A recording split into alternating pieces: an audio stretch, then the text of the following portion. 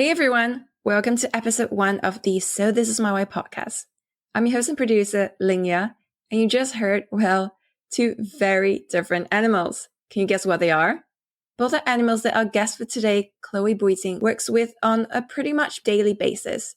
Chloe, otherwise known as jungle_doctor on Instagram, is an Australian vet and wildlife conservationist, now residing in Kangaroo Island, Australia. She has dedicated her life to protecting wildlife and being everywhere.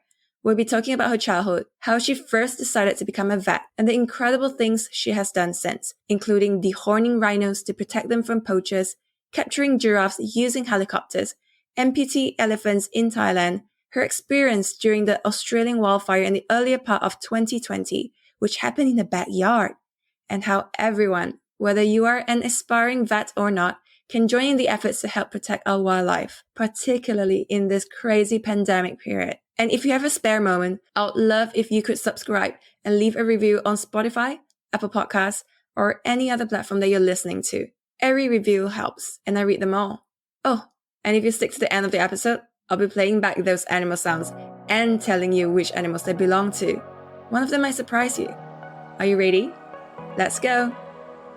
Welcome to the So This Is My Why podcast, where we talk to people about their whys and how they turn them into realities to inspire you to live your best life. And here's your host, Ling Ya. Hi, Chloe. Thank you so much for appearing on the show. It's such an honor to have you on board. Thank you so much for having me. I'm so excited to talk to you finally. Looking at all the work that you've done, it's very clear that you're so very, very passionate about what you do. And I just wondered, did you always have that passion? Where did it come from? Yeah, I think as long as I can remember, I've been passionate about the natural world. I think it probably came from, in hindsight, growing up on Lord Howe Island, which is a couple of hours off the coast of Sydney. And it's this tiny little tropical paradise in the middle of the Pacific Ocean. There's hardly any cars there and so much wildlife and natural beauty. I think David Attenborough even once called it a place so remarkable, it's almost unbelievable. So it really is the most beautiful place I've seen. And my backyard was the lagoon, swimming with the sea turtles and the dolphins and the stingrays, and I just grew up with them. So it's what I knew, and I was inspired from a really young age to want to keep the natural world natural and do what I can for conservation. It just sounds like paradise on earth. Is your family also in this kind of like area, or is just everyone on that island just passionate about the wildlife? My mum was a lawyer and my dad was a geologist, so nothing to do with animals whatsoever. But my granddad was a vet in Sydney and he ran his own practice. He died before I was able to meet him, but maybe it's in the blood. A lot of veterinarians sort of run in the family, so who knows what it is. So we moved back from Lord Howe to Sydney in 2002 when it was time to go to high school. And I just stayed in love with the natural world and pursued it. And maybe it was part of my granddad in me. I don't know. But I'm very happy that I did. Wow. So were you one of those people who would go and see a bird that was damaged and just bring it home and nurture it to health? Yeah, absolutely. I think my mum got sick of it pretty quickly. But yeah, I think I was just bringing everything home. And I just remember on Lord Howe, so there were these little birds that lay an egg on a tree branch. They don't even bother making a nest, and they're beautiful little birds. And so every day on my walk to school, I'd see these little eggs just on the branch, and I was just so worried because it often gets windy there being a little island. And I was like, how can that even stay there? Like, how is it possible? So I was just always so worried about everything and any injured animal, bringing them home, and just had chooks and cats and everything. And yes, so I was definitely an odd one out in my family.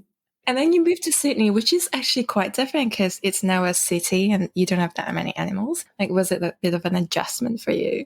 Being in the city is definitely an adjustment. You stop noticing the little things, I suppose, and things start to pass you by.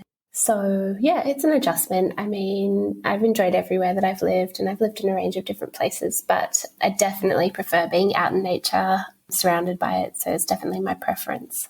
And then after that, you soon went to Melbourne University, where you completed a Bachelor of Science and Doctor of Veterinary Medicine. Could you give us an insight of what it's like to study veterinary medicine? I graduated high school and then I moved to Africa for a year, and then I came back and did my veterinary medicine degree at uni. So I started off with a Bachelor of Science, which was pretty straightforward at Melbourne. And then I went into the veterinary program, which was pretty intense. Definitely a step up from the science. They work you really hard. The content sort of just piles on and on and on, and the expectations grow and grow. So it's a stressful career, a stressful thing to study, I should say, but also very, very rewarding. And I really enjoyed my 4 years in the Doctor of Veterinary Medicine because I made some of my best friends. I really enjoyed what I was learning about, as challenging as it was. And it was so diverse and so broad. I was just went in there thinking maybe vet was this and that, but actually if you come out with a veterinary degree, there's no limit to where you can go and what your career path can be. So I was really inspired by that. And another thing I enjoyed about the degree were the placements that you have to do. So every year you have to do a certain number of external placements at different facilities or veterinary clinics or zoos, wildlife parks, whatever you want. I mean, one girl went over to the United Nations, another one went to the World Health Organization. So you can really go anywhere. And with those placements, I use them to explore the career and the field a little bit more rather than just the typical straightforward veterinary path. I sort of was looking a bit broader and seeing what else this had to offer, and the placements were great to do that. So yeah, I loved my degree, loved studying, loved Melbourne. It was a really great time in my life. So what kind of placements did you end up doing? Was one of them in South Africa?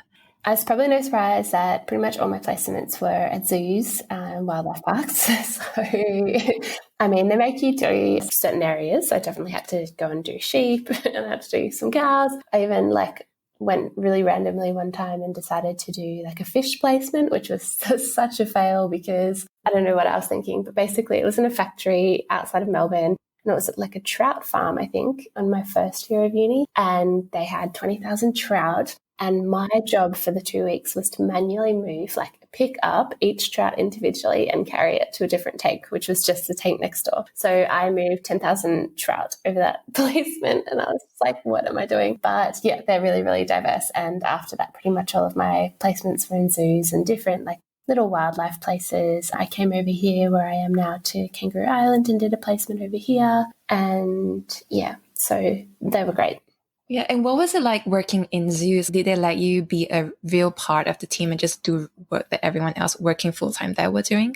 Usually, yeah. So it depends on the zoo, but they often let you take an active role in the zoo. I mean, you attend rounds every morning as they do, which is where you discuss all the current inpatients and outpatients and what you have coming up for the day or for the week. And then you go out and you see all your patients. So some of them might be in the actual physical hospital, some might be out in the zoo.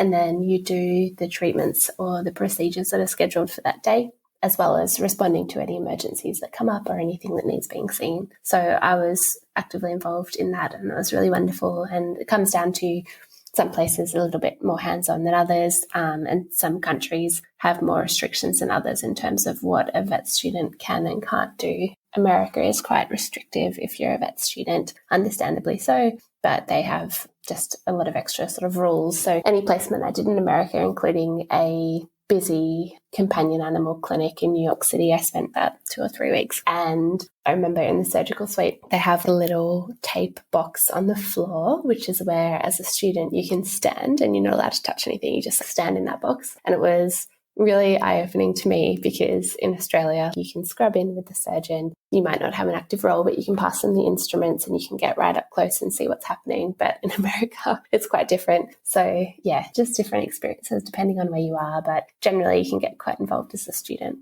And then after that, once you finish, you spent a year in Africa to internship. Yes, I did. It was amazing. How was that? Surely you must have the craziest stories from Africa.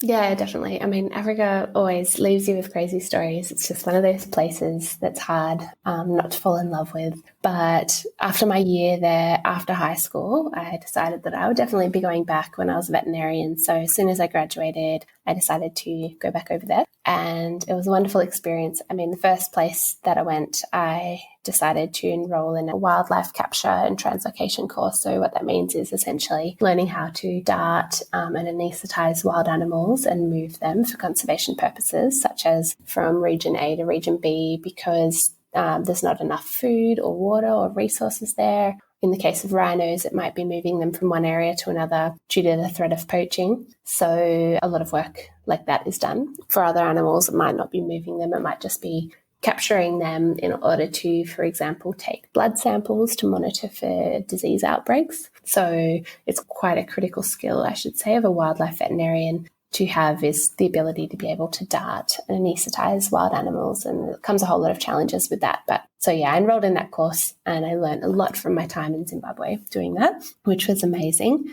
And then after that, I went up to Tanzania and I spent some time with an organisation that I still work with up there, which does some really important work in Maasai communities to vaccinate their dogs and their animals against rabies, which is a really important sort of One Health program. And One Health refers to the movement of protecting the health of the environment, humans and animals, sort of viewing them under one umbrella, because you can't have one without the other. In terms of human health is quite intricately connected to animal health, as we're seeing at the moment, potentially, but with emerging diseases or with currently existing diseases such as rabies. So I went up and did a lot of that work. They also do a lion vaccination program, which is fabulous too. And through that organisation, we also take Maasai students, so these young kids out in the bush on safari to see some of their wildlife, because many of these students haven't seen their wildlife, and people come over and try to talk to them about the importance of conservation.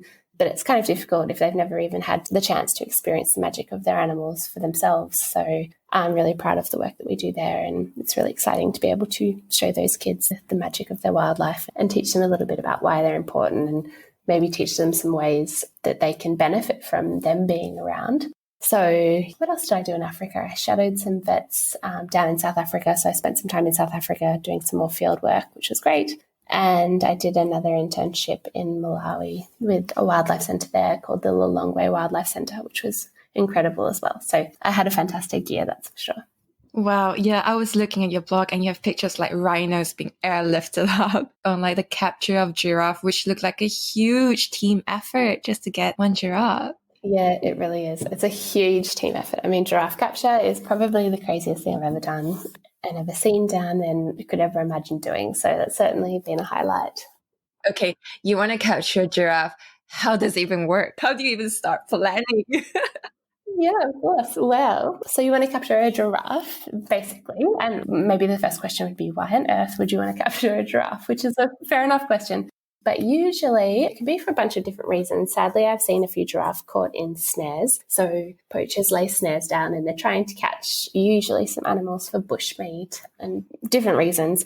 But giraffes can become easily entangled in them, and so they get them caught usually around their legs. So a reason that you might want to capture a giraffe is to untangle them and release them from a snare. Another reason is, at least when I was in Zimbabwe, there was quite a severe drought, and something a lot of people might not realize is that a lot of these wildlife parks in Africa, they're very enormous and expansive, but they often have walls or fences. So they're so large, they look like enormous open spaces, but a lot of these areas are actually enclosed. So the movement of the wildlife is restricted. So if you have a drought within the park, essentially, then that animal might not have access to enough food or water, or it might be overgrazed by another abundant species in the park, and for whatever reason it might need moving. So this giraffe was being moved because of the environmental conditions.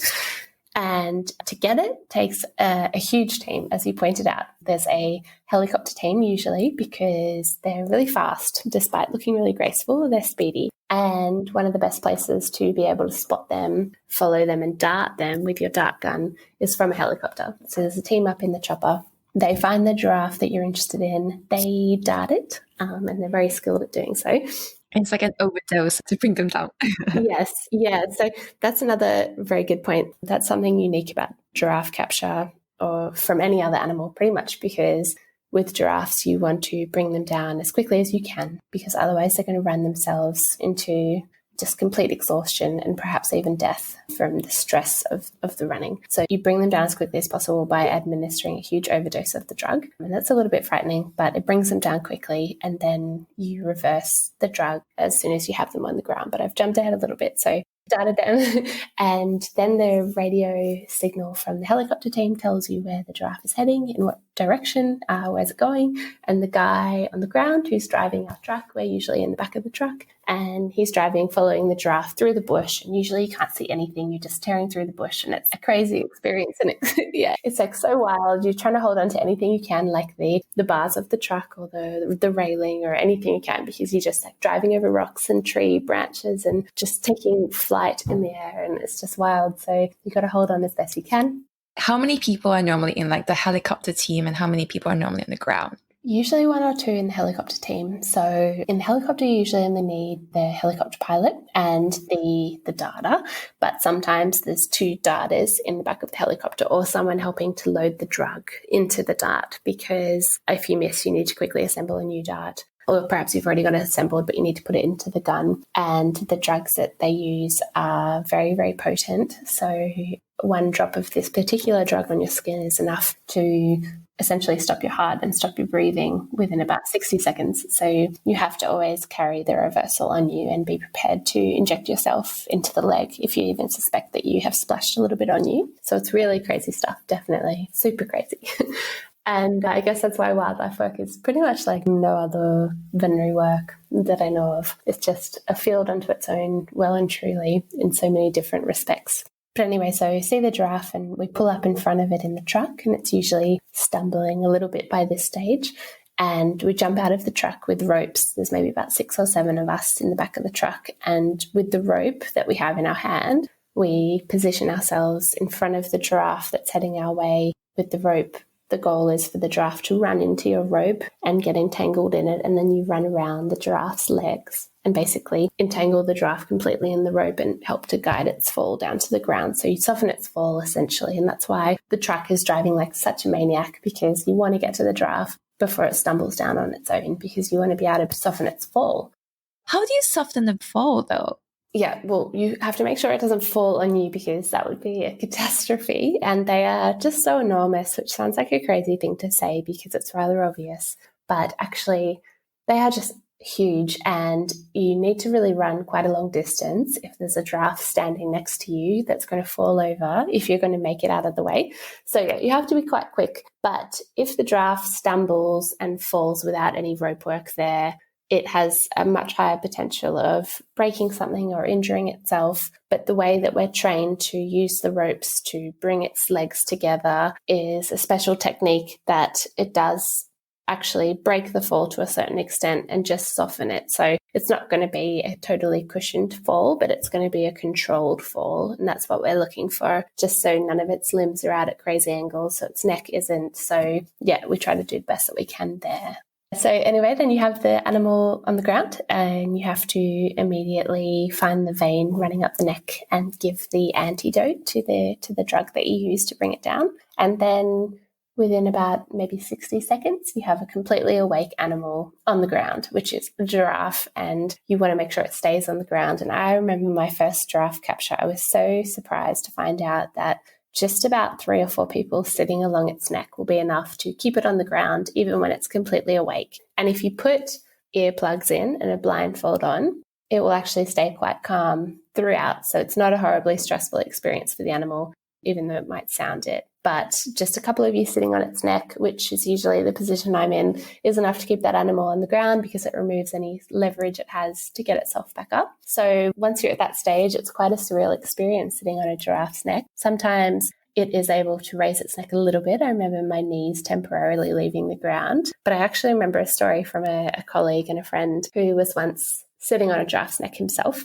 except he was at the top of the neck, and the 2 or 3 colleagues he thought were behind him actually had got off for whatever reason, and he hadn't. But he said within a split second, he was somehow on a giraffe's neck, holding on. The animal had gotten up. It had started running away into the distance, and he was just dangling underneath its neck, like holding on with his arms and legs. And he thought to himself, what on earth am I going to do? Like, what am I going to do? This is not a good situation to be in. So ultimately, which I can't believe he did this, but I guess what else are you going to do? He just closed his eyes and let go and curled himself up into a ball and let himself drop from the neck to the ground as the giraffe was running, mind you, and just hoping that he didn't get kicked by one of the enormous legs on the way down or that he didn't land on something. And miraculously, somehow, he made it out there alive. And I've just always thought of this story whenever I'm in a similar situation. I just think it's the craziest thing I've ever heard.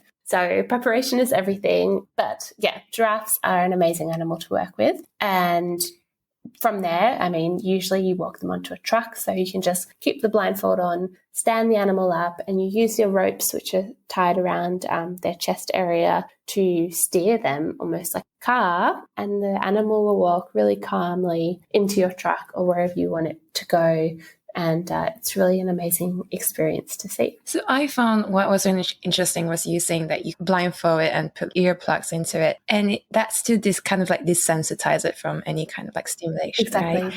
People use that technique quite a lot for other animals, like for a crocodile capture. They kind of do the same thing as well, right? You just like roll on top of its neck and grab it and just cover its eyes and it just calms down. Yeah, it's amazing. It's really cool what happens when you remove any stimulus, so any sort of sounds or any sight. I mean, with reptiles, there's the added benefit that there's a little sneaky trick that if you apply some light pressure to their eyelids, it can actually induce almost like a pseudo sedation. It doesn't work with every reptile, but in general, if you want an animal or a reptile to lay really still for you and almost be sedated, it just takes a little bit of pressure on the eyelids. So that's an amazing little trick too. These little like interspecies differences I really love. The same thing with a tapir, which maybe not everyone is familiar with, but they're the most amazing animals. They kind of look. Have you seen one? No, I haven't actually. I've seen pictures. I think there are some in my country, but I've just never seen it. There are. So, oh my gosh, I would love to come over and see your tapirs, but they're beautiful. They kind of look like like a piggy kind of like, but it has a trunk. So it's like an elephant, but it kind of looks like a rhino. I don't know how to describe them, but the same thing in the reptiles with the eyelids can be done in the tapirs if you just scratch their sides. So you usually just take a rake and give them a little bit of a scratch on their tummy or on their side, and they will lie on the ground. They will stay perfectly still. You can take blood, you can take x-rays. If you just scratch their side, they will be like a sedated animal. So it's a really cool trick if you know how to use it. That is so absolutely amazing. I love it. What other stories do you have from Africa? I read that you also did dehorning procedures for rhinos as well. Yeah, it is. What's happening with the rhinos over in Africa at the moment, and indeed the past 10 years, is truly horrific and heartbreaking. I mean, we've pushed them to the brink of extinction in a very short amount of time because their horn holds a huge value on the black market and is believed to cure a multitude of different things in different cultures. And that hasn't been proven. It's just made up of keratin, which is the same stuff as our fingernails. So I find the whole thing very senseless, and I'd be very, very sad to see rhinos go from our planet. They've roamed the planet for millions of years, or far longer than that, so it would be a tragedy. But anyway, so they're facing almost like a war in Africa for their horn, and it's gotten to a stage where rhinos are being, as you mentioned earlier, airlifted out of places, removed. They're having 24-hour security on individual animals. They are, people murdering each other just to get a tiny amount of this horn. And they're doing the most horrific things. Some of the worst cases I've seen, poachers won't really stop at anything to get them just because it is so valuable. So they'll shoot them, dart them. There's been cases of rhinos that have been darted, but then they've had an axe or a machete taken to their spine to paralyze them, because the poachers often maybe don't want to use a gun if it doesn't have a silencer, because it will trigger an alarm, like people will hear the shot, and that will trigger the rangers to come and investigate. So they'll use a dart, or they'll immobilize the animal temporarily and then just paralyze it so it can't escape, but it's awake. During the dehorning, which is done by the poachers with a chainsaw, usually the most horrific scenes come out of it because they take a chainsaw to the face to cut out the horn. However, because every little bit of horn is so valuable, they cut right into the face, like into the bone, into the sinuses, into the flesh. And this animal's awake and conscious while this is happening often. And they're just left to bleed out in horrendous pain through their face. If they're a mother with a calf, the calf will often stay there and try to defend the mother, and the poachers will take a machete to the calf or shoot the calf, or just horrible things. The calves that survive, there's so many rhino orphanages now around South Africa and Africa in general, looking after the young animals that are victims of this. But yes, so as you mentioned, after that huge downer, a lot of veterinary work in Africa to do with rhinos is either moving these animals or responding to poaching callouts or to try and beat poachers to it by dehorning them, which is where we go ahead and safely anaesthetize the animal, remove the horn, but leave a few centimetres at the base. So you take the horn, which is just like cutting a nail if done correctly. So you just cut the part off that's not sensitive, whereas if you cut into your nail and you get the sensitive part, that's painful, obviously. So we cut above that line and just take the horn in a way to try and physically remove that bounty from their head. I mean, sadly, it doesn't always work. And what I mean by that is some poachers will still kill the rhino out of spite, which is really sad, but it's the best that we can do to try and protect them at the moment.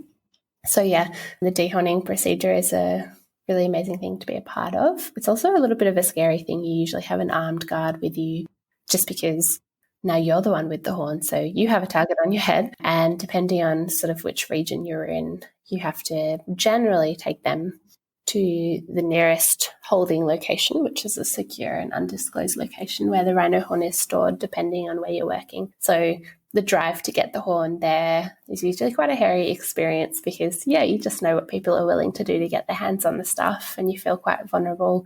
I mean, usually it's transported by an armed guard, but I remember one time we just had a horn in our car, like on my lap, and we were driving through South Africa. We had to go about 2 hours to get it to where we were taking it. And it was just a very, very tense car ride because we didn't know what would happen or if we'd be ambushed for it and if people would even know. But yeah, it was a really scary experience. So it's very surreal working with rhinos in Africa, because it just is my closest experience, at least, to working in a war zone almost. And what happens to the horns when they arrive at the holding centres, though? Again, well, that is a huge debate at the moment. So there's lots of schools of thought. At the moment, they're just being held. In some places, they are destroyed. In some places, they're being stockpiled. In other places, there's just constantly, I don't know what they're up to, but constantly a debate about if the sale of rhino horn should be legalised. And there's pros and cons for both arguments. In terms of pros, maybe hoping to flood the market, reduce the value of the horn, and therefore reduce the motive or incentive for the poachers to come and massacre the rhinos. I mean, historically, I'm not too sure, but I think the other argument is that actually hasn't been proven to reduce demand or reduce the value, or perhaps there's not even enough in the stockpiles to sufficiently flood the market. Do that. There's another discussion about farming rhinos for their horns. So the horn grows back relatively quickly. You have to dehorn them every couple of years. So what we could do to try and counter that, I know it's slightly off your question, but we could dehorn them, keep those horns, sell those horns, so the farmed horn could be sold, and therefore that could maybe meet the demand of these markets. Like, here you go, you buy this horn, it's like a sustainably produced horn in a weird way, in terms of the rhino didn't need to be brutally murdered to collect it. But then there's been pushback from the black market because the suggestion is that these markets actually prefer wild-caught rhino horn. So there's just no winning. I mean, there's no scientific evidence that the rhino horn does anything. In fact, it does nothing. It's just keratin. But there's such a demand for it. And even if we try to meet the demand by saying, okay, we'll farm rhinos and we'll just cut their horns off every few years and sell it, it's still not what they want. They want essentially freshly cut wild rhino horn, which is done in the most horrific way. So I feel very sad about the whole situation. But can people even know the difference between a horn that's taken from a wild animal? No, absolutely not. You can't. It's a silly debate to be even having because it doesn't do anything. However, you can't. You wouldn't be able to tell. I mean, you would never be able to tell whether a veterinarian dehorned a rhino from a rhino reserve, took that horn and sold it to you, versus a poacher came along and hacked off a wild rhino's horn and then shot it. Like, there'd be no difference in the horn whatsoever, and there'd be no way of telling. I mean, you kind of mentioned this briefly about the whole poaching, and I imagine that rhinos are not the only ones at risk from this. So do you feel like it was quite dangerous for you just being there and doing the work that you were doing? We usually had quite a good guard. We usually have quite good protection, particularly if you're doing rhino work. So I never really felt at risk. No, I didn't. Oh, wow. So what other animals were you involved in, like, caring for and helping? Quite a few. I mean, there are plenty of elephants. So elephants are a really common one to work with because they're troublemakers. They will usually trample through fences, break their way out of different reserves. They will come into a community and trample farmers' crops, and the farmers get really angry about that. So they're always making trouble. So a lot of call outs are to move an elephant out of someone's backyard or out of an area where they shouldn't be back into where they should be. So they're a really big one. So how do you even move such a giant animal in the first place? Yeah, it definitely presents some challenges. I mean, every animal has a different challenge. The elephant's challenge is that it's so... And you can't airlift it. No, unfortunately, you can't strap it to a helicopter. I don't think they'd be able to take that. I mean, usually how you move an elephant, they can go in a plane, but that's pretty dramatic. So you usually move an elephant at least around short distances in Africa, or even you can do it long distances, but it's a bit more complicated, on the back of a humongous truck. And on that truck, you have to put really massive tires, like car and truck tires, to lay the animal on, because the weight of the animal will crush its muscles if it's just lying on a hard surface. So you have to make a really padded surface. So that's the reason for the tires. So that's a really crazy experience and crazy undertaking. And they can go quite long distances like that, but usually if you're lucky, you just have to move them a short distance back to wherever they broke themselves out of, whichever national park they came from. And so to even get them onto the truck is quite tricky, but you have their legs and you tie padded chains around their forelegs, and then it's like an enormous crane basically that lifts the animal up, kind of like it would on a building site or something, and then it swings the animal onto the back of the truck and then gently lowers the animal onto the back of the truck and onto the tires. So that's a really, really crazy thing to see for sure. And a really important thing to remember with that is that elephants depend on their trunk being open in order to breathe. So a lot of the time an elephant can come down when you've darted it and it might fall over on its trunk or something, and that's a true emergency. So you have to always make sure that the first thing you do is get to the trunk, pull it out from wherever it is, or if it's up against a tree, unblock it, and then you take just a little stick from somewhere and you stick it in its nostril essentially and just make sure that trunk stays open. So yeah, usually someone has to be on trunk duty, but elephants are really crazy to work with, that's for sure. What else? I mean, the big cats, leopards and lions, they're really cool. They're fabulous. I mean, a little fun trick I like with big cats is that Calvin Klein has a scent called Obsession for Men. And I don't think they've figured out exactly what it is, or perhaps they have, but something in that scent is a huge attractor for big cats. And it's really handy because if you have a trap in the bush and you're waiting to catch a leopard or a cheetah, you just spray this scent all over the trap and they will come. So it's really fabulous. So I always wonder, like, what about all the men on safari that are wearing this scent? And I laugh every time I see it in the shop. How did you guys even figure out that it was that sign? Was it because someone was wearing it? That is such a good question. I would love to know that. I'm going to have to ask someone because I don't know how they discovered it, but it had to have been someone wearing it. So that's so funny. And I cannot believe I've not thought of that, but I'll ask and I'll let you know. Why would you want to capture a wildcat?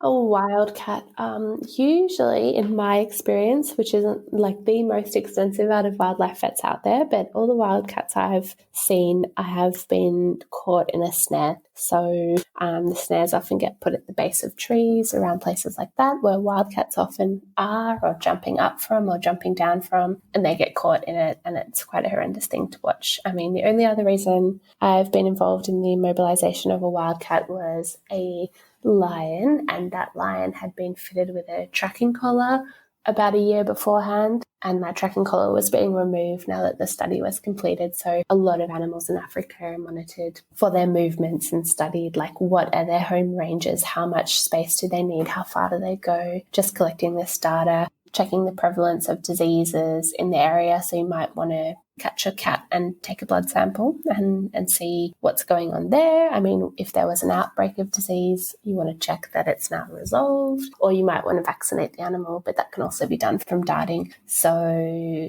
yeah, there's a few reasons, but I'd say snares and tracking collars and disease surveillance would be the three most common. How do you know that the animal is hurt? Which animal is hurt in the first place?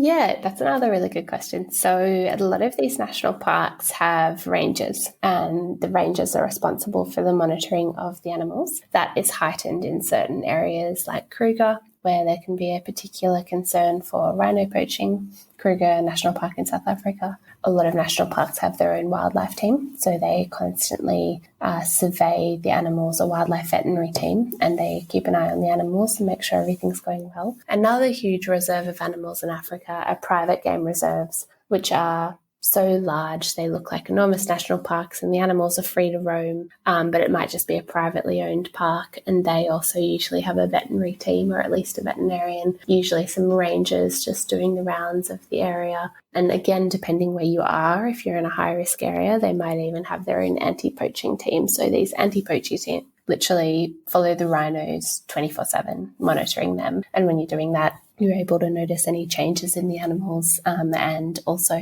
you cover quite a lot of the park and you're able to notice if an animal's injured. So that's usually how it's done, but I'm sure there are quite a lot that go unnoticed. Another way you'd find out is in the really big popular tourist areas like Etosha National Park or the Masai Mara National Park in Tanzania. They have a lot of tourists coming through, and the tourists have safari guides, and the guides are able to alert the rangers of the park. If they've seen an animal that's injured, they can give them the area of where they saw that animal, and then they can go and check on the animal. So yeah, that's usually how it's done. I like how you mentioned that, these tours, because that was another question I had in my mind. Like, you go to places like Thailand, for instance, and you kind of you don't want to go to the elephant reserves. Maybe they're not looking after the elephants the way they should. Should people go to the safaris? Is it safe for the animals, or do you think that we should avoid it?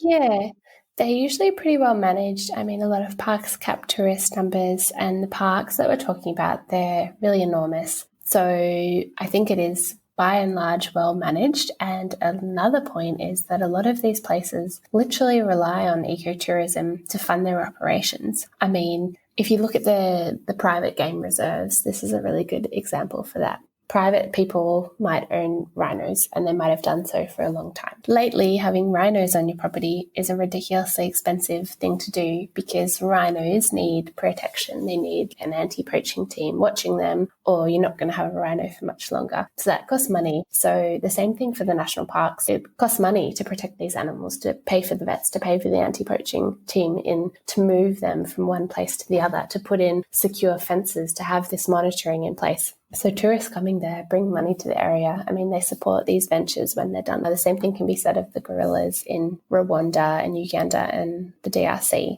I mean, ecotourism there has been such a huge reason for the success of the program. I mean, not long ago, it was thought that by the year 2000 or somewhere around here, that gorillas might be permanently gone from the world, or these mountain gorillas specifically in this area. And then they introduced a conservation program. They introduced ecotourism, where people can come and pay and have very strictly controlled viewings of these rare and elusive species. So you trek through the jungle, you find a gorilla group, you're allowed to stay with it for an hour. You have to keep 7 meters apart from them. You have to be silent. And the gorillas are accustomed to humans over a long period of time. And that amount of money that it brought to the area was able to sustain the farmers, pay for the livelihoods. It was able to protect the park. It was able to pay the rangers who literally follow the gorillas 24/7 and protect them from any poachers. It was able to pay for advertising campaigns, teaching people why it's bad to hunt gorillas for bushmeat.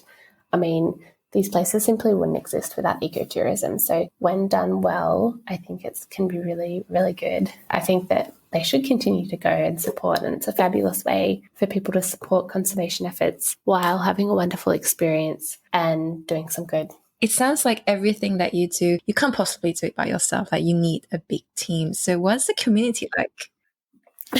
The community is amazing. You can't do anything by yourself as a wildlife vet. Nothing, never, never, never. It's a team sport kind of thing, which is a weird thing to say. The people in this field are so knowledgeable and passionate and experienced, and I feel so fortunate to know them. And every experience I've had with them, I feel so lucky to work with them and to be a part of it. And I'm just inspired by their work. I mean, you don't go into vet for the money, you go into vet for the passion, particularly in wildlife. So everyone doing it is motivated by a huge desire to do their part in the world and to protect what they see as right to protect and to make a difference. So I'm really inspired by them.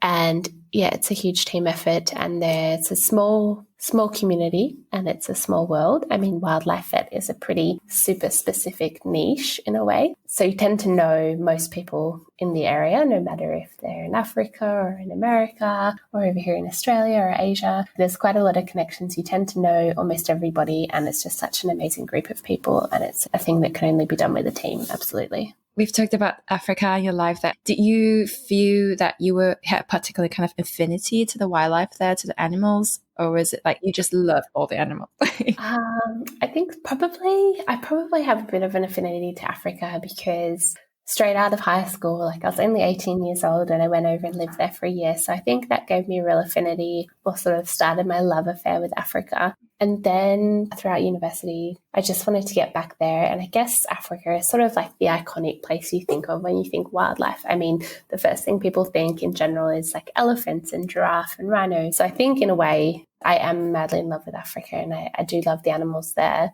That being said, over the past few years, my eyes have sort of opened to the whole world in terms of there's wildlife in many different places. Like there's so many other places to explore. And even in my own backyard, which was sort of shown to me this summer with our horrendous fires, I mean, I fell back in love with our animals, and I looked at Australia with fresh eyes, and I was like, oh, we have really amazing animals here too, and they need protecting, and that's what I want to do as well.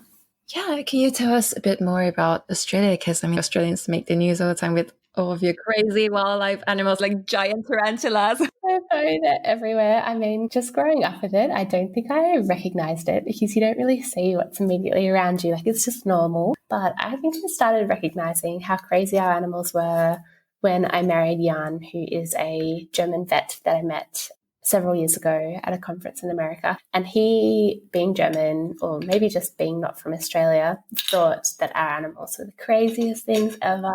And it didn't help that we moved to this crazy little island this year that has like extra crazy animals on it, just like humongous spiders and very, very, very venomous snakes in our garden, like just crazy things. So I just looked at Australia and realized that we have a lot of wildlife here too. I don't always need to rush off to Africa, and I'd love to take every chance I get to go back there.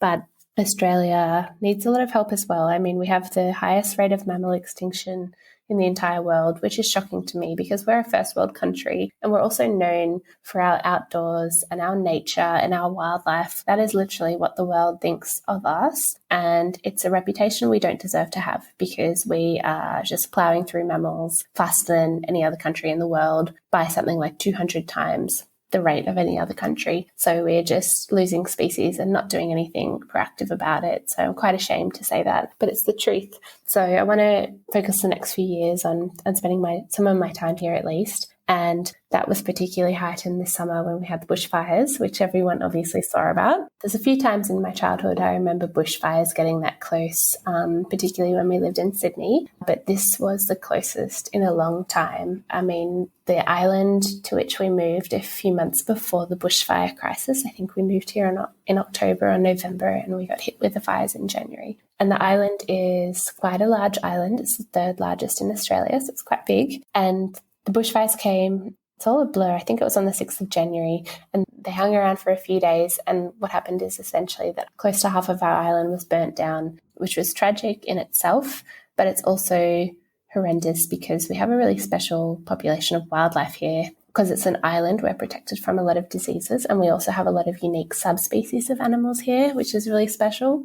So we lost a lot of them, and the night that they came really close to my house, I remember seeing the glow of the fire just not too far from my house, just off in the distance. It was maybe 2 a.m. We had our bag packed and ready to evacuate. And we just said, no, it's going to get here. We have to leave. So we ran around the house, couldn't see anything. Like if you put your hand in front of your face, you wouldn't be able to see your hand through the smoke. My husband and I were running, throwing the stuff that we maybe wanted to keep in the car. We'd already had this box packed for a few days, just like really special stuff to us, and threw it in the car and just left down to the waterfront. But I mean, there wasn't far to go. There's just like the beach and that's it. But we already saw from other coastal towns in Australia that the fire went right up to the beach and people had to swim out into the water in order not to be harmed from the heat of the flames. So it was a really intense time. And then the second wave came in terms of as soon as we were allowed out on the fire grounds, the veterinary team went out and were bringing in badly injured animals.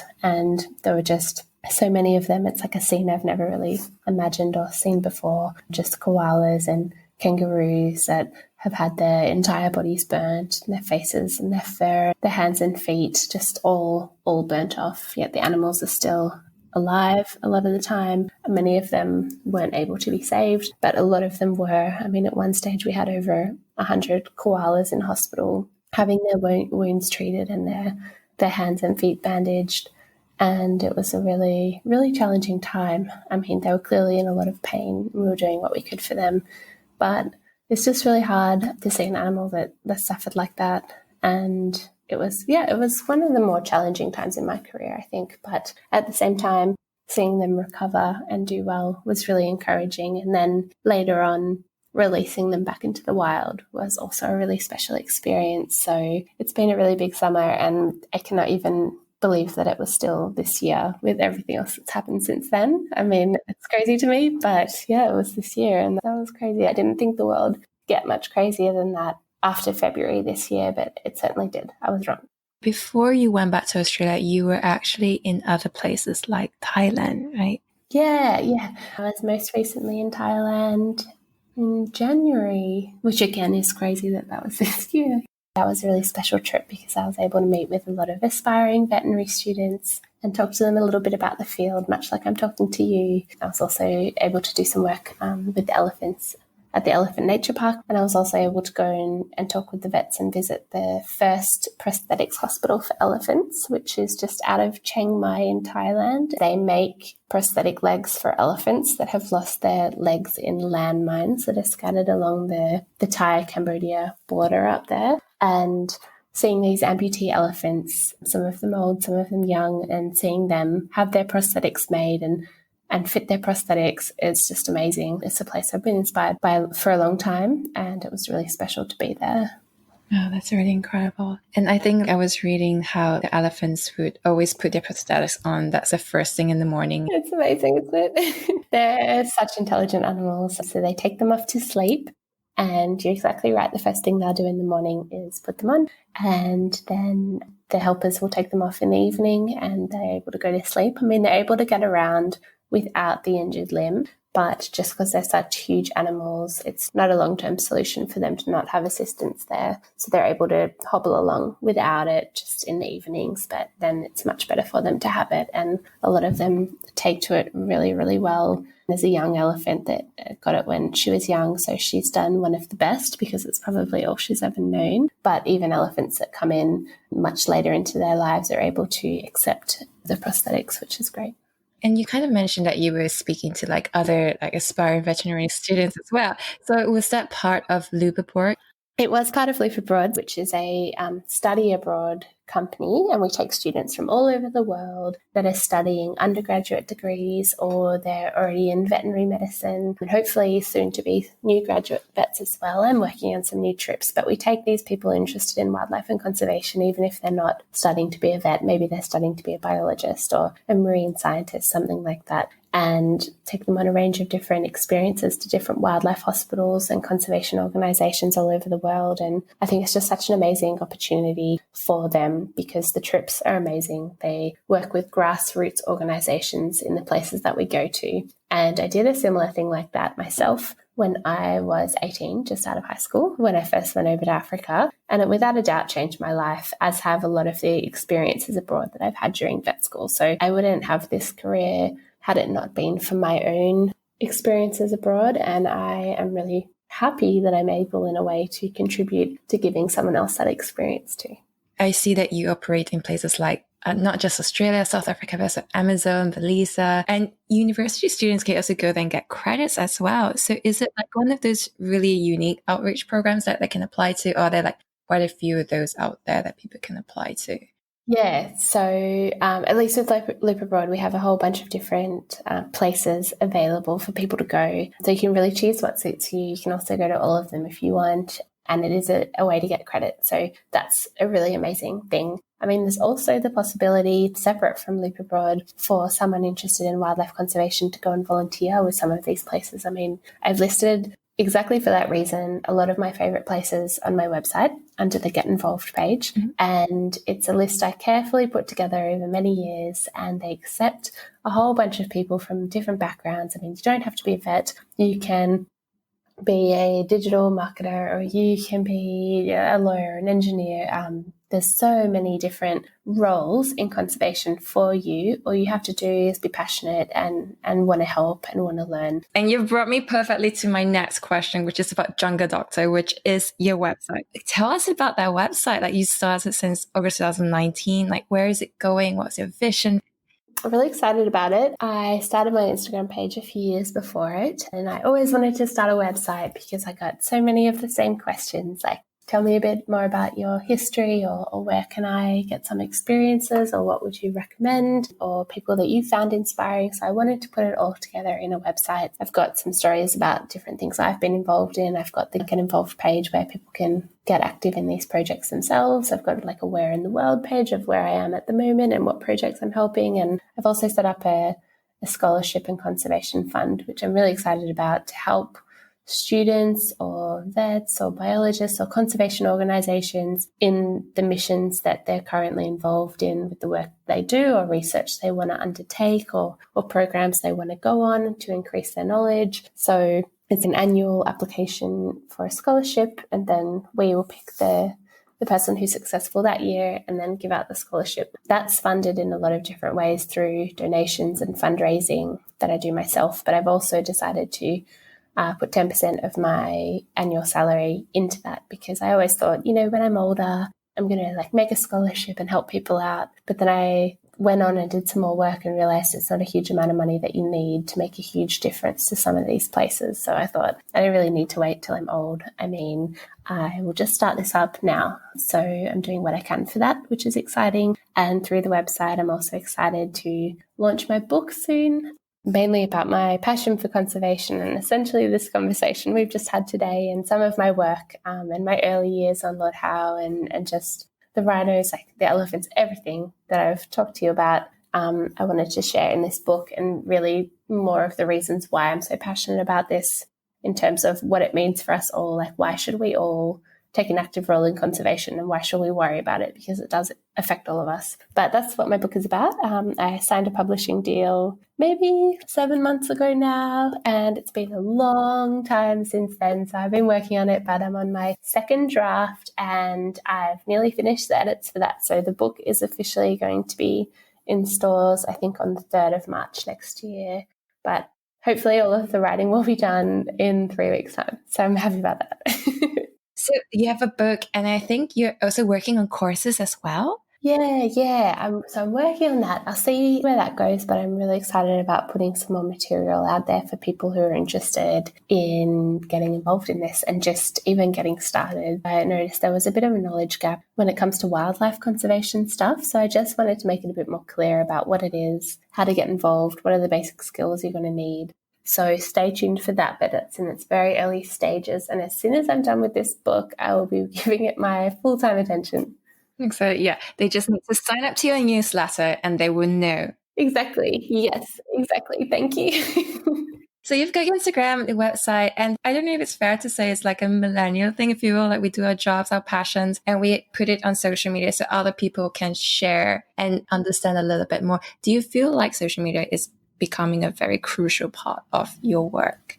I actually think it's a huge part of my work. I mean, I didn't think I would ever say this when I started it. I, to be honest, just started my Instagram from my dad, who was always like, what are you doing all day? I'm like, oh, I'll put it online and you can have a look at it. But since then, it's really grown. My passion for it has grown. You can reach so many people with your message and share what's important to you and just have that amplified. And we're so lucky to have that. There's definitely a downside to it, but when done right, I think it's an incredibly powerful tool that generations before us just didn't have available to them. I mean, even my mum was saying if you wanted to protest something that you weren't happy with, you had to meet up with a couple of your friends and make a plan, and they would tell a couple of people, and it's just a very laborious process. But we have at our fingertips the access to all of the world and people who care about the same things you do. So I think it's an incredible tool, and I feel very fortunate to be able to share my work on it, and I really take a lot of enjoyment from it, and I love connecting with people. And I think that, it's a wonderful part and a very important part of this new world of ours. So I was just wondering, like, when you first started, what was the reception like? Were people like very encouraging, excited, with lots of questions?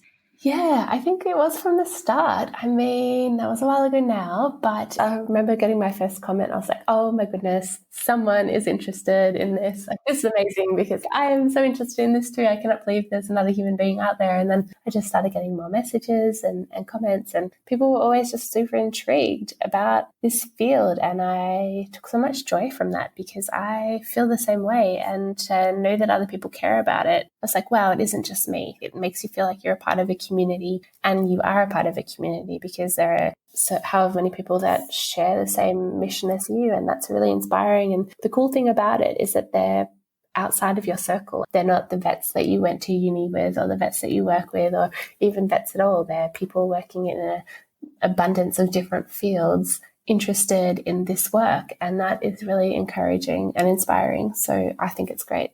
What do you think is the most effective way of kind of like sharing the message that you're doing? I noticed that some zoos, for instance, also have Instagram, but they don't really use it. So I think people don't really get to connect with the stories and the kind of good work that they're doing. Yeah, I think it's really important to communicate your why. I notice a lot of zoos doing that as well. And they might just post like a cute photo of something, but I think it's important to grab the viewer with, why are you doing this, or why should you stop scrolling and look at this? Like, why is this important? And if possible, why does it affect them, or what can they do? Something that's engaging and that will teach them something. Also, behind the scenes stuff is really great. Show people a side of things they haven't seen before. I mean, when a zoo is uploading a photo of an elephant, that's nice, but everyone's seen that. Teach us a little bit about what you do behind the scenes. It's so powerful. Zoos are at a really critical time, in my opinion, of public viewing or public opinion. I mean, I think they can go one of two ways. And I'm really passionate about the work of good zoos because they're critical to species survival and they're critical to conservation. They provide so much funding to in situ conservation projects. I mean, they do so much good work with their breeding programs, with their educational programs, everything that they do. So I think they're critical to conservation, but a lot of people don't like them. So use your platform, show people what it is that you are doing for conservation in the wild and why you are important and why you deserve to be here. I love your advice. I think it's great. But then you also mentioned that there are some downsides to social media. Do you mind sharing what those are? I haven't really experienced too much of them myself, but obviously we all know it can be addictive. People can put their self-value on the number of likes they get or the number of followers they have, which is not at all representative of anything, really. So I think it's just about just managing your use of it, keeping yourself in check and knowing why you're using it. Just catching yourself if you find yourself sort of spiraling down any of those rabbit holes of comparison or things like that. So if you've just had too much screen time to step away, and don't think, I would never want someone to place all of their worth on social media. Have you ever felt at any point that you wanted to give up or you've regretted going down this path? I just for some reason got a flashback to those trout in first year. So no more fish. I definitely regretted my choices then. But as for now, no, I've never regretted my decision whatsoever. There's definitely hard days. I mean, it's a really challenging career. It's challenging emotionally. It's challenging physically sometimes. It's exhausting. So it's by no means the perfect career. I don't think there is a perfect career really, though. I mean, it's perfect for me. I get to do something that I'm passionate about and that I can find meaning in. And I think finding meaning in your work is really important. And so I feel really fortunate to be able to do that. And I've never looked back, but there are challenges and people should know that. And how do you handle your mental health? And I said it's in the form of like animals come to you and a lot of them can be like really hurt, like for instance, during the Australian fire. And how do you kind of like get through that kind of emotional burden, if you will, to do the work and just help them get better? Yeah, it's really hard. There can be really hard days. I mean, some days if you're going through a particular crisis, like at the times of the bushfire crisis. So if that's happening, you need to really watch yourself and rely on your team. Coming back to this team idea, there's nothing you do by yourself. You're part of a team. And if you're struggling one day, you let them know, and maybe it's time to take a day off or a step back. Other respects, time commitment, depending on the job that you have, can be quite grueling. So you just need to watch yourself and work out what's important. I was working a job last year in Scotland with the occasional wildlife case, but it was in an emergency clinic in Scotland, and I was doing 14-hour shifts back to back for a long period of time. It was stressful and I was getting burnt out and I wasn't enjoying it. So I had to take a step back and recognize that and reduce my hours, say this wasn't working for me.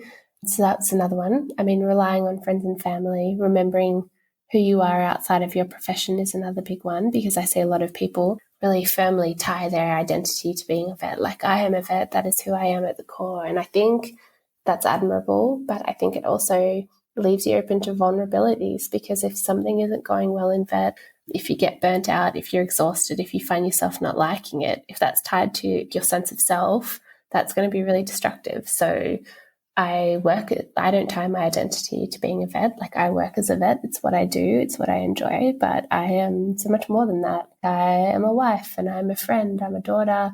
I am a really bad surfer. I am a traveler. I try to take photos. A lot more than that. I feel like you're a lot more stable, or at least from my own perspective, if you try to scatter your eggs amongst a bunch of baskets rather than really firmly tie yourself to one. So I think that's a few of the things I try to do, just remind myself not to tie my identity to it or to the success of a case. Things will go badly. You have to remind yourself of that. You have to have a good support network around you who you trust, who you can talk to. You have to be able to recognize when you're getting burnt out or it's too much and take a step back. And if it's too much, this might sound crazy, but if it's not working out for you, you can always turn around and do something else. A lot of people are really opposed to that idea, but nothing is forever. If it works out forever for you, then that's great and that's wonderful. But something that's at least helped me is the ability to know that if I find myself waking up one day not in love with this, then I'll do something else, and that's okay. I don't see that happening, but it's just important to remember you always have other options. Thank you so much for that. Another question is basically the issue of finance. You touched on it briefly with the scholarship. And by the way, I'm so in awe of the fact that you're also funding it yourself from your own pocket. I must imagine that being a vet, it's just not easy, and it's also not cheap either. No. So reality check for those who are interested in entering that field, what can they expect? Yeah, that's a huge reality check and something important to know, because I don't feel like many people come into this profession for the money, and you would be very ill-advised to do so if that was your motivating force. One of the things that I love so much about it is that people have come into it out of passion. So you have a really good group of people here. But the reality of the situation is that you go to graduate school, one of the most challenging graduate schools you can go to. You get a similar qualification to the equivalent of a human doctor.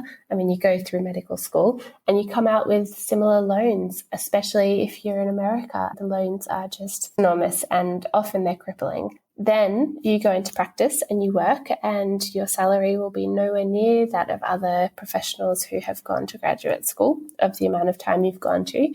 And paying back your loans will be a constant struggle, with the reality of the situation, at least again in America, being that you'll be paying them off for the rest of your professional life.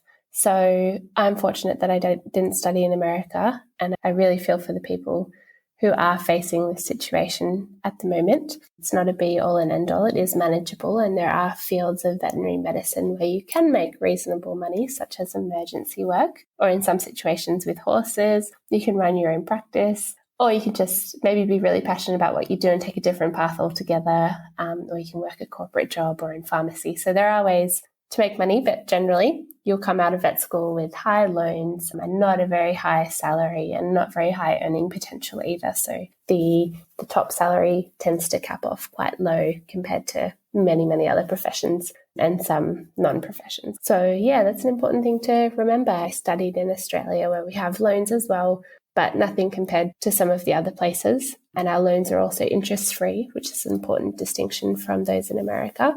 And our loans don't have to be paid off until you start earning over a certain threshold, which I am certainly not at yet. So that's a bonus. But I also don't think there's any trade-off for following your passion. What I think is really important to do is to try to the best of your ability, make sure that you know what you're getting into. And the way that you can do that is by going and shadowing people whose career you think you might be interested in pursuing. If you want to be a dog and cat vet, go and shadow a dog and cat vet for a certain amount of time. Shadow a few of them. The more the better.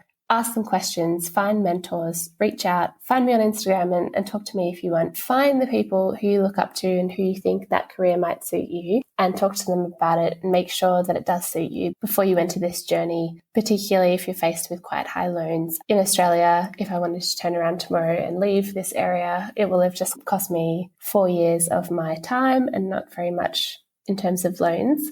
So it's a lot less of a commitment, I suppose, than other people who are potentially entering this field and will come away with unfortunate lifelong debt. And you mentioned this like shadowing, which is a very important part of, the entire career, which brings me perfectly to the next topic I want to talk about, which is COVID-19. We are recording this in May 2020 when most of the world is either indoors. How has this entire quarantine and social distancing impacted the wildlife conservation? And how do you think it's going to play out in the future where we still have to continue some form of social distancing? Negatively, I'd say it's impacted it very negatively. I mean, we've got plenty of case studies of that. Poachers in South Africa are becoming more ruthless. There's less rangers and less tourists and less safari guides around monitoring the animals or interfering with their operations. So they now essentially are able to roam free, and rhino poachings are on the rise. The same thing in Rwanda with the gorillas, sadly, and the same thing in smaller conservation organisations like little wildlife hospitals that rely on tourists and volunteers to do their important work. They're unable to travel, so they have no income. The same thing with a lot of ecotourism things that, again, use tourist money to fund their operations. So everyone's suffering at the moment, and it's a really, really challenging time. In terms of how zoos managing, we currently have a study going in South Africa monitoring the animals' behaviours, and I didn't know what I expected. Like maybe the animals would be more active with less visitors, but the opposite has been happening, and they seem to be more subdued in their activity and quieter. So that's really interesting. I, for one, have been quite surprised about that. In terms of how we're going to manage going forward, well, that's an impossible question. I don't know what's going to happen or how we're going to have to move forward with this. But I think I agree with you. Social distancing is going to be here to stay for at least a while. And I think we're going to have to try and manage online and with adapting. And as humans, we're good at adapting. We have to try and find new ways of supporting these organisations. We've already got drone technology and things we're able to do, monitoring and deterring poachers from the sky. I mean, people are innovative by nature, and I have no idea what the future will look like, but I think that we will be able to come out on top. On your recent post, now you offer like virtual fellowships as well, like zoo fellowship. Yeah, we do. Yeah. So how is that going to work? So the vets are still going out into the field and working with the animals, and you just basically sit at home and watch them. Exactly, yeah. And you can have one-on-one mentorship with the vets and follow them and watch all the procedures that they do, and you can be taught certain handling and techniques with Skype and Zoom. So it's definitely a brave new world, but it's a way to get actively involved in the research and the work, still learn from your bedroom and take part. So it's an example of innovation, and I think it's going to have a great outcome for the zoo, for the animals and for the students. Everyone is a winner. You also have really innovative surgeries happening, like the token with the 3D printed beaks. Yeah, they're amazing cases, aren't they? I think 3D printing is going to be a huge one. It already is. Animals are having 3D printed prosthetics made for them all the time. And who knows what we've got on the horizon. So we've talked so much about your work. What is your favorite animal do you have after meeting all these different wildlife? Yeah, that's a tough one. It probably changes, to be honest. At the moment, it's a koala just because of how much I've worked with them recently. Do you have a random fun fact that people probably don't know about an animal? A random fun fact. Hippos, they sweat this red, like it looks like blood, but it's just their sweat. So when they're hot in the sun, they'll be covered in this red stuff, and it looks really scary. So I'm like, oh my God, that hippos bleeding profusely. But yeah, it's just their sweat, and it actually has a pigment in it that's like a natural sunscreen. So whenever they're out of the water and it's a hot day, they're secreting this bright red sunscreen essentially to protect their skin from the sun. And is there any animal that you would love to work with? Without a doubt, orangutans. We were supposed to be going over to work in Borneo at the end of last year, but we had a very sad family tragedy, so we were unable to get there.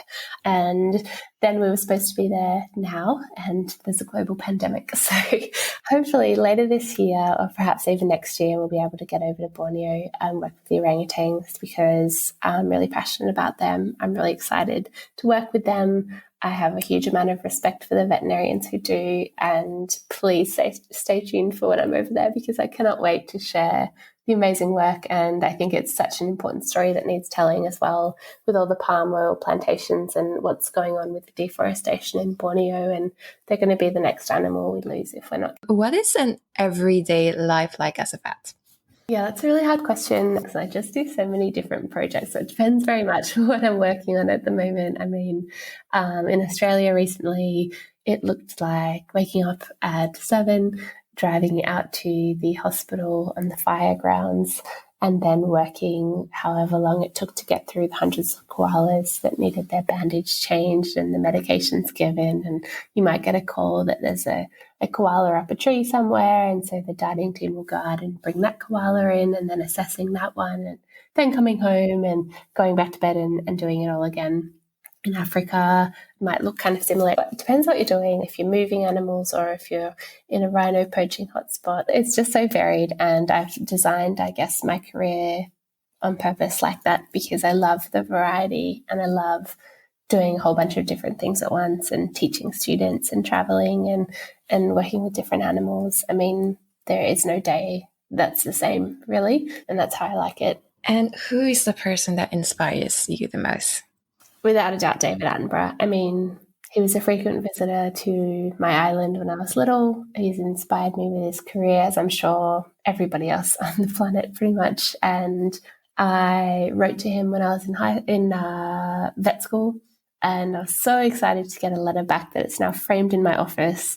And I just love his work. I've recently connected with some of the people he works with at Flora and Fauna International. So they do amazing conservation work around the world, and I'm excited to talk to them more about that. And he's just been a really calm, guiding force in my life. I look up to him so much. I'm so inspired. So I cannot thank him enough for everything he's done for us. And finally, for us who are not in this field but want to support you, what's the best way that we can do so? There's so much that you can do to support wildlife conservation. In terms of supporting me, the only thing I would ask for is that you support the causes that I'm passionate about, which is making sure that the species that are at risk at the moment are still here for future generations to enjoy. And also for the simple fact that we have no more right to be here than they do. So you can do some fundraising and donate it to your favourite conservation organisation. And I have a lot of great ones on my website. You can volunteer with them. You can visit the zoo or become a member of the zoo, make sure it's an accredited. You can find out about their projects. You can also participate in ecotourism, take an adventure, go on a trip, go see these animals and connect with them in the wild, and do it through ecotourism, so you know that your tourist dollars are going directly to the same thing that supports them. You can also become an informed shopper. You don't need to go too deep into it. It's not crazy. Just do a quick Google search on some of the most harmful products or companies even, and just make informed choices. Like unsustainable palm oil is one of the biggest reasons that we're losing the forests in Borneo and the orangutans. So try and stay clear of that if that's the one thing you do, or perhaps the little micro beads, so the little plastic beads in your face scrub. Try and buy a face scrub that's eco-friendly. So these beads aren't made from plastic, because the plastic goes into the ocean and they're tiny, so they get eaten by fish, and it changes their hormonal structure, and the fish or the whale sharks are no longer able to reproduce. So crazy things like that. Become an advocate for what you care about. You can go crazy and get involved in politics. You can do as little or as much as you want to. There is a role for you, and we appreciate each and every one of you. So that's, I guess, what I would say if you wanted to help me, would be to try and think about some of those things. Wow, that is definitely a very long list. Thank you for sharing. To Anna, do you feel that you have found your why? Yes, I do. And what are your hopes for the future and the kind of legacy that you want to leave behind? That people can start to live a little bit more harmoniously in nature and at least start to have a little recognition that we don't have the rights to this planet any more than any other species, and that we have to share it rather than keep it for ourselves, and we have to try and look after it. We're the custodian. So just be conscious of your actions. Try and reduce your footprint. Try and reduce your waste. Try and just become educated about some of the issues facing our planet, because they do affect you, even if you think that it doesn't. I mean, how can losing an orangutan possibly affect you? Well, it does, and you'll find out why in my book, but you'll also find out why with a quick Google search. So I would hope that by the time my time is up, that people would just be a little bit more respectful and understanding of that point, and a little bit more conscious, and that we'd be moving as a society towards a more sustainable future. And final question, what do you think are the most important qualities needed to do what you do? I think the most important one is passion. If you're passionate about what you're doing, you will be able to persevere even when it's tough, or when you have your doubts, or when it's hard, or when you've had an upsetting day. If you're passionate about it, it will give far more back to you than you can ever give to it. And it really, really is an incredibly fulfilling feeling doing something that you love or that you find meaningful. So I'm very glad that I pursued this path, as hard as it was, because it repays me far more than I could ever give to it. Final question. Where can people go to connect with you and find out more about what you're doing?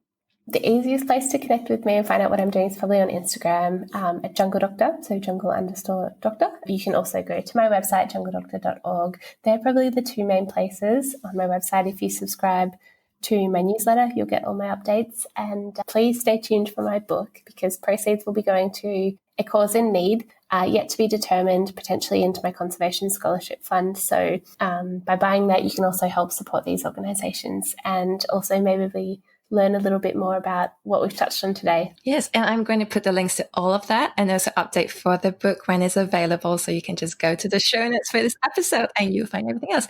So thank you so much, Chloe, for this time. It's been so fascinating just hearing your passion. Thank you so much for having me. I've loved every minute. And that was episode 1 of the So This Is My Why podcast. I hope you enjoyed it. If you have any review, head over to iTunes, Apple Podcasts, or any other platform you're using to let me know. The show notes for this episode can be found at sothisismywhy.com/episode 1. And before we end, here are the animal sounds again.